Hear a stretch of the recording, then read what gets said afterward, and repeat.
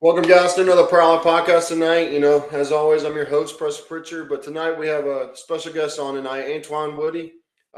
He's currently a JUCO receiver committed to the Florida Atlantic University.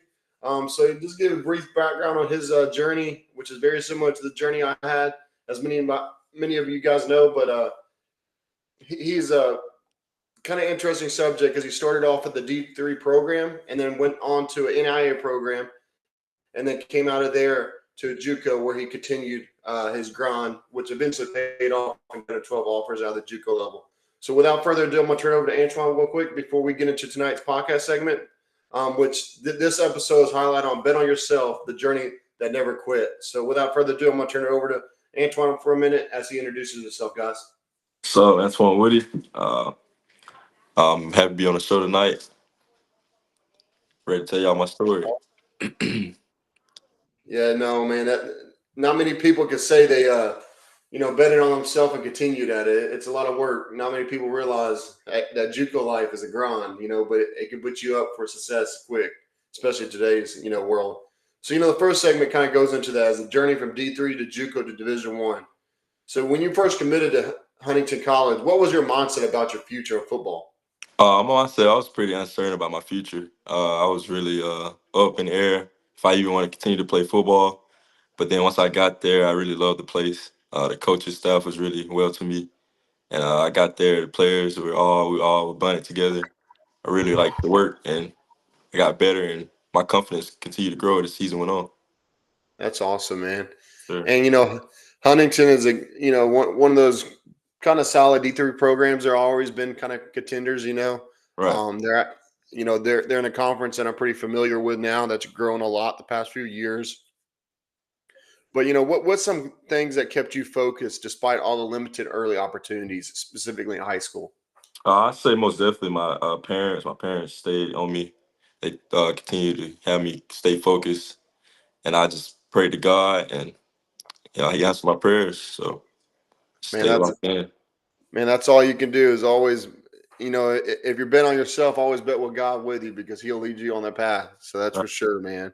Sure. And it's a good thing to have parents like that because I grew up in the Memphis area and went to inner city high school, so I grew up with a lot of kids that didn't have parents that, two of the guys could have very well ended up in the NFL, but they didn't have parents to steer them the right way and they didn't know which way to go. So that's always a big thing to have good parents in your corner that can guide you in your path.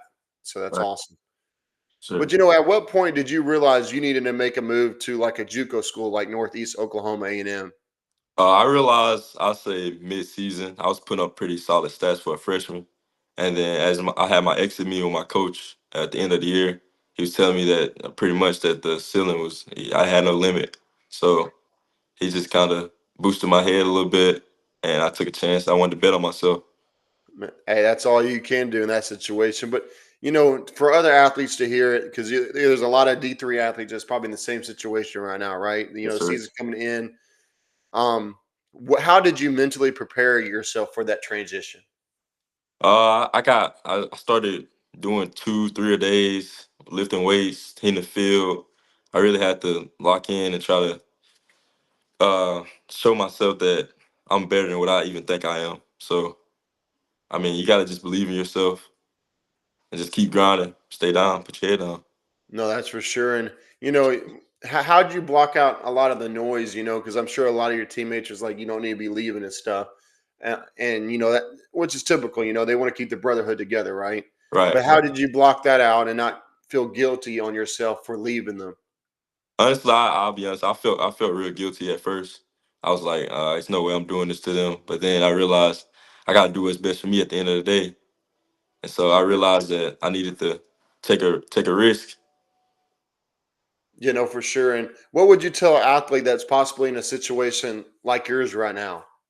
I say, I mean, most definitely, go talk to your parents about it. Talk to whoever you feel comfortable talking to, and then just outweigh your outcomes and see if you think you should do it or not. Yeah, no, for sure. Don't ever. I tell athletes all the time before you hit that portal button nowadays, because that it's about 1,000 every time, right? So Right, right. It is. before you hit it, make sure you first off make sure you got some connections to fall back on if you don't get where you want. Right, But also think hard about it, talk to your family, and pray about it. I mean, because it's a tough decision to make, and you don't want to be in the portal and be the last one left there with no spot to go. right. It happens every year to people. So, but talking more on the JUCO topic is, JUCO is known for testing athletes in every way, mentally, physically, in every which way. Yes, sir. Um, but how did you stay disciplined and confident in your ability when the path wasn't guaranteed?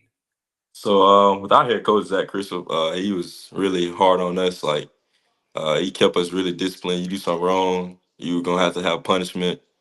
So he in a way, and then I mean how I was raised very disciplined. So I know what to do and what not to do, and that really helped me. Even when bad things would happen, I knew what to do and what not to do. So That's a good mindset to have because when you go up to college, you don't have mom and dad there to hold your hand, right? And right, you're gonna have a lot of distractions off the field and that come in multiple phases, right? And right, they're gonna come all the way from the nightclubs that these players want to hang out at, and all the way to you know other influences that can typically drag you down. Especially when they see you getting a lot of attention, they want to be a part of it, right? So got to make sure you can watch out for those bad apples that kind of hang in the tree with you. So. But for wrapping up this segment, when the Division One offers finally started rolling in for you this year, what did that moment mean to you personally after betting on yourself for so long and it finally coming true? it meant a lot. I mean, a lot of people they tell you that not to follow your dreams, that it's not gonna work out for you. But I really just it was just I don't know. It's hard to explain still now. Uh, I mean that feeling it was just a feeling like no other. The hard work had finally paid off. So No, that's for sure, man. And you had 12 solid D1 offers. What made you decide to go with Florida Atlantic? I know Boca Raton is a beautiful place, but sure. you got to be a lot more in that. Right, right. Most definitely the coaching staff, Coach Keeley, Coach Mack, they really just brought me in, made it feel like family. Boca really just felt like home as soon as I stepped on campus. So it was just hard to pass up on that opportunity, along And with the what? offense as well. They got a No, great quarterback, great no, they offense do. system. They got a great quarterback, and he's coming back next year, and he Sure, definitely showed some spark this year for him as well. But most definitely. to end up this podcast segment, I think anything looks better than Alabama. So you got a lot better scenery now. So, Yes, but sir. jumping into the segment two, which is more on overlooked but not but not undervalued, which is navigating a small school recruiting challenges. A lot of schools face this, especially in the Alabama area that's 3A and below, right? Um, there's a lot of players that do finally get that recognition, but it's because their parents travel all over the country paying for camps for them to produce those numbers at those camps, right? Right. So coming from a 3A program, what would you say the biggest obstacle you face trying to gain interest from these higher level schools? The biggest obstacle is just, I mean, getting overlooked. The coach is not really looking at 3A level because they feel like the competition isn't that good, and especially if you're not putting up the numbers that really just stand out. So, just makes it very difficult. They'll take a 5A kid before they'll take a 3A kid, and that's you could be way better than the 5A kid. Just the connections that he may have with his school. Yeah, no, for sure. And you talk about the 5A difference, to what a 3A has. Typical 5A to even 7A in most states now have a recruiting coordinator on staff that helps Right. these players, navigate the recruiting journey because it can be quite challenging. You got to get the correct information submitted, all the way from your transcripts to your ACT, and some schools even require your SAT scores now, right? And also the recruiting coordinator of these schools, like my brother when he went to school, he went to a private school here in Memphis. He had a recruiting coordinator. She mapped out his classes every semester to try to make sure he wasn't stacked with too hard of classes. They don't do that for you at a 3A school. You get stuck with what you got. Right. So when you get those advantage in your back pocket, that's another reason they get it, looked at differently because they have everything in line, right? Right. And that's why we go after, with our recruiting service, we go after those smaller schools because we know that they don't have the advantage, and we offer AI capabilities that automatically kind of tailor it for them. So it's been awesome to see a lot of these small school kids. I sent a 4A athlete out of Decatur last year to North Alabama, and it was a lot. It felt good because dude was overlooked. He was a middle linebacker, had the most tackles in the state, over 6A and 7A players there, but he still wasn't getting the D1 attention going into his senior year. And we finally draw North Alabama, Middle Tennessee State, Kennesaw State, and a couple others, and he ultimately decided to go North Alabama. So kudos to him, and also a great story for our company to have. So, but Right. Jump in the next question. What do you think most small school athletes misunderstand about why they aren't getting early attention? They just probably feel like that, playing football and just putting up numbers, you'll get looked at. But I mean, everybody's not looking for it at the smaller level schools, and so that could mess with confidence. Some players just ultimately they need to probably move or try to get exposure any way they can. For sure. And, you know, so living in Tennessee, where we're headquartered out of, is where the Prowler is located, home base. You know, Tennessee just approved where you can transfer one time and within a 60-mile radius, I think it is, and not have to sit out a year. And it's changed a lot of things because now these kids that are at these smaller schools, like 3A to 2A, that's inside of the city of Memphis, they're looking to transfer out to these bigger public high schools, right? That where they can gain that attention. Right. And sometimes it shoots them in the foot because they're going to go face better competition, right? So they got to compete at a higher level.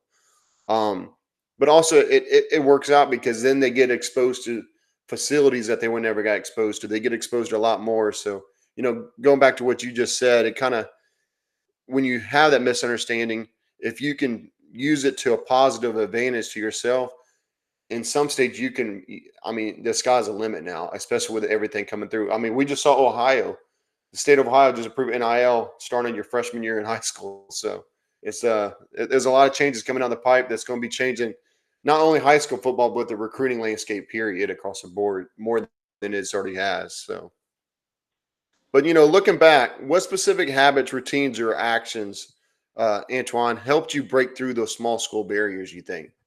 I say just showing up to class every day, showing up to weights on time and early. I mean, trying to build leadership characteristics and always putting in extra work even after practice. So most definitely helped me. For sure. What do you think is, if you could tell an athlete right now at any level, what's the most crucial thing they should focus on to help put themselves on a platform where they can be successful and potentially get that attention? Most definitely got to build your character. I mean, discipline yourself and then have that hard working trait. most definitely. Yeah, no, carries a long way, and a lot of people don't realize a coach looks at your character even off the field. You know, if you got bad body language after a bad play on the sideline, they will recognize that, and they potentially will ask you that on a recruiting visit or even a phone call. You know, so you always Right. got to be prepared for that. You know, some games are going to be your bad games, but you got to respond in a good way. You know, so but wrapping this segment up and kind of closing it up for the athletes, currently at these small programs who feel overlooked, Antoine, if there's one piece of advice you could give them, what would it be to help them increase their exposure to gain bigger opportunities potentially? I mean, get on X every day and try to, uh, you know, just put yourself out there. Show workout videos, you training. Show, I mean, anything you can. Show schools that you really want it. Yeah, no, for sure, man. X is it's a free recruiting platform, and most athletes don't realize how much a college coach lives on X. You know, Right. I Right. can't I can't tell you how many offers I've seen in the 3 years of launching this business. Of how many offers, actually, I would say 90% of my offers have I've seen come across X, and I mean that's proof in the pudding pretty much in a figure of speech is if you have your X presentable, if you have your X, when a player comes on to us, we tailor their profile to have their huddle as their link in their bio and have all their measurables, their contact information in their bio. Because if a coach can see that right off the bat, he's more than likely going to look at your huddle, right? Because it's Right. right there in front of his face, right? Um, and if he can look at your huddle and see what your film looks like, that helps your value increase just much more because it causes attention like that, right? Right. And then another thing is a lot of players don't realize this, and you probably know this, Antoine, because you had good parents that helped you probably. But when you create your huddle highlights or any kind of highlights, whatever database your school uses, you want your first film video of every game to be your best play. A lot of players don't realize that. They think they got to go synchronize, in order. It doesn't have to be that way. You put your best play because I can trust you this. That coach is going to watch the first 3 plays, and if it's not what he wants to see, he's off. So if you can tie him in on that first play, that's crucial. So you got anything else on that before we jump? Not no. You really covered most of everything right there. So, but no, that's awesome, Antoine. But now we're going to jump into tonight, and you're a football player, so we always release our picks. But this week is rivalry week, right? And you Right. already wrapped your football season up, and you're getting ready to head to Boca Raton in about a couple weeks for the spring semester. But Sure. we always have this fun, and we'll start off this week with who you're going to, which Florida Atlantic's got a big game. East Carolina's one of the top dogs in American right now, and Right. they actually just knocked off Memphis, the hometown team for us, so ruined their playoff chances. So I'm picking East Carolina because I just think they're a gritty team. They're consistent, and they got a lot of fight in them. But they also playing at home against FAU, so things gonna be a tough one. Who you got in this one? I got FAU. I mean, last week they had a heartbreak loss. I was looking at the game. Most definitely should have won. So I think they're gonna come finish the season strong this week. Yeah, no, I think it's going to be a close one. I don't think it'll be a blowout at any chance, but I think this game could definitely be a promising win if they can pull it off heading into next season, Yes, and sir. and especially with these other guys transfers that's coming in with you, I think it could definitely make an impact. Next year to see Florida Atlantic potentially at the top of the conference next year. So. Most definitely. But another game is Georgia versus Georgia Tech, which this is a big game. Got a lot of playoff hopes riding on it, especially for Georgia Tech. Right. I'm picking Georgia. I just think they're just too talented across the board, and they're clicking at the right time. I don't think this will be a close one, honestly. Right. I got Georgia as well. I can't see Georgia Tech beating them this week. I can't see it. Not after what Georgia Tech did last week. Yeah. I just Yeah. can't. I Right. just can't. Right. That was a bad But loss for them. man, that was a rough one for Yeah. sure. That's a loss they could not afford. Right. And then Right. the next game we got, Antoine, is Texas A&M versus Texas. I'm picking Texas because Arch Manning's finally clicking. He's hitting his receivers in rhythm now. They've knocked off some pretty top teams these last few weeks, and plus Texas A&M. This is truthfully their biggest test so far this season. They've had a cakewalk through the SEC season so far. I mean, toughest game is Kentucky, and that you can't take that for a big win nowadays. So, Right. who you got in this game? I'm gonna agree with you. I'm taking Texas as well. They're clicking at the right time, and I think it's time for Marcel Reed to go down. He ain't lost all season. I think it's time for him to lose.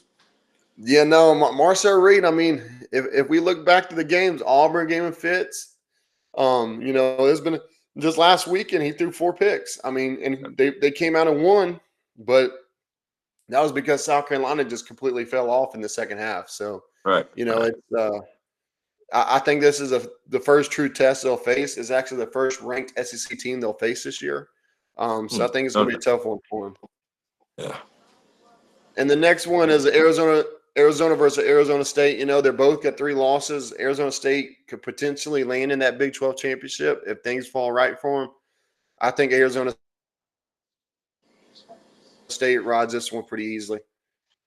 All right, I agree with you again. Arizona State should win. I mean, it's a lot on this game for them, so they really need this win. Yeah, Keep the no, for confidence sure. going. They've been very hurt all year, and it's hurt them a lot since Sam Levitt's been out for majority of the season. So, Right. and the next game we got, man, is Ohio State versus Michigan. I'm picking Ohio State. I think they end the trend of the last 3 years losing to Michigan. I don't foresee it happening again this year. Ohio State just too talented. Jeremiah Smith is, I mean, as you know, you're a receiver. Jeremiah Smith he's one of a kind. So, Yeah. Yeah. I got Ohio State too. I think Jeremiah Smith, Cornell Tate is just too much firepower, and then you got Julian Sand throwing him the rock. He's been great this year, so I can't see him yeah, losing.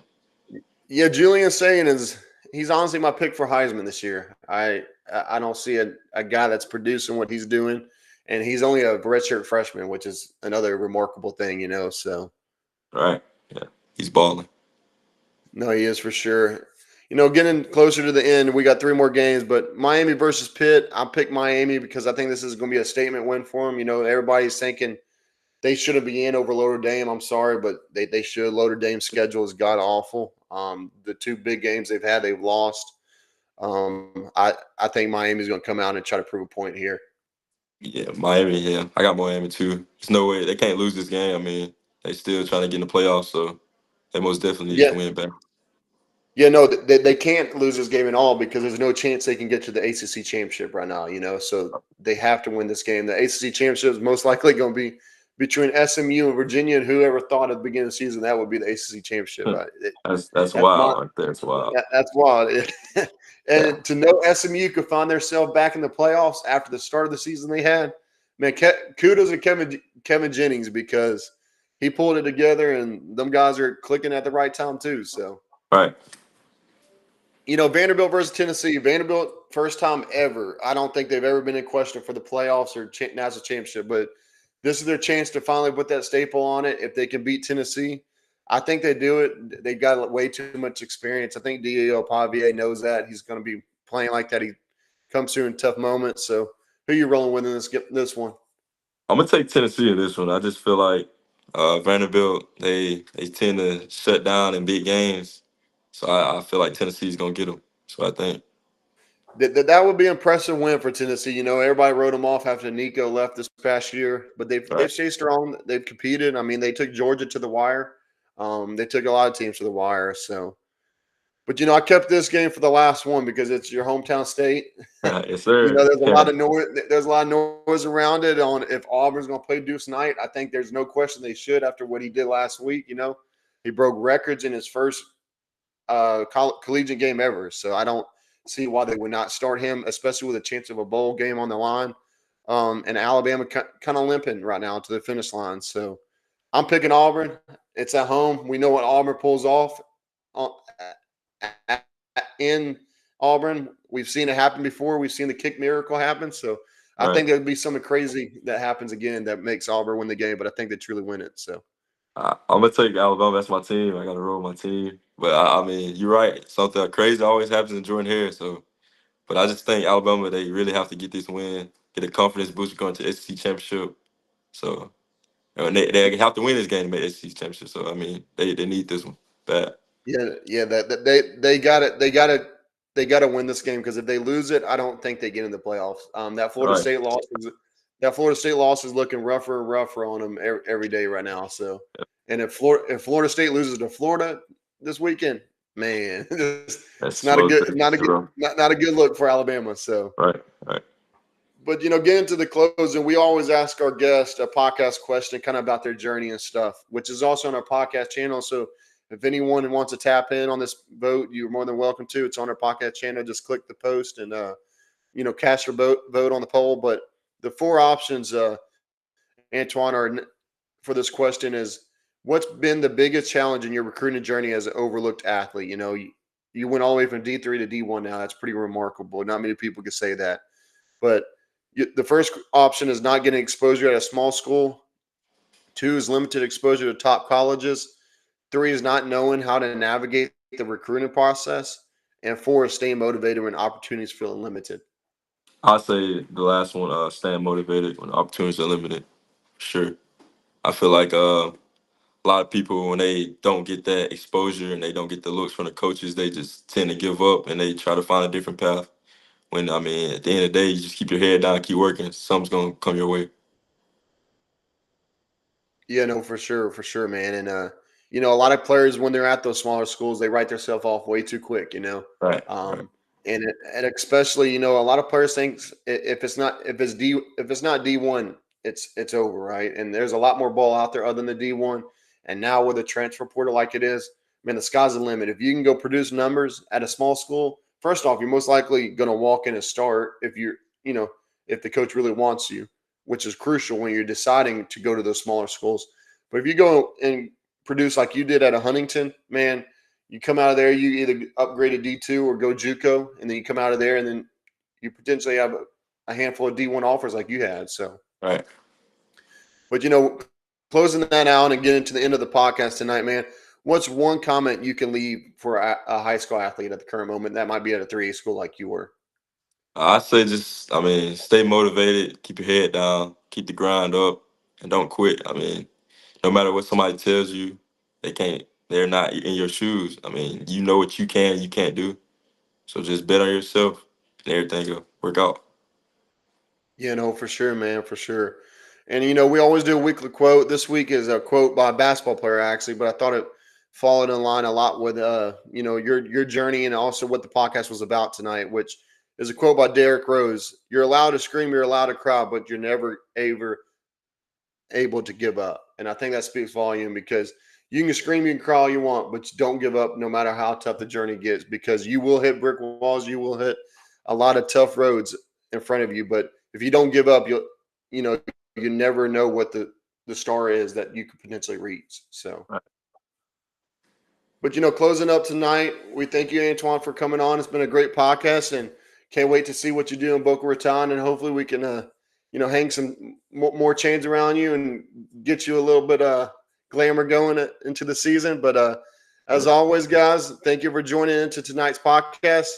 And as always, we're just getting started. We love to share more stories, more insight, and more ways to help athletes like many others stay motivated, stay focused, and never give up on the journey ahead. Because if you give up, you never know where you can land. But we enjoyed tonight's episode. And as always, make sure to follow and stay locked in with us in the Prowler community. But as we head into the Thanksgiving season, specifically tomorrow, let's remember to be thankful, guys, and thankful that we live in a great country where we can have the freedom to chase our dreams like Antoine and us has, but also to be thankful that we serve the greatest God who guides us every step of our day. But as always, stay connected, guys, stay driven, and keep pushing towards your dreams because we cannot wait to see what's next. But as always, guys, Prowler up. We'll see you next week. Sure.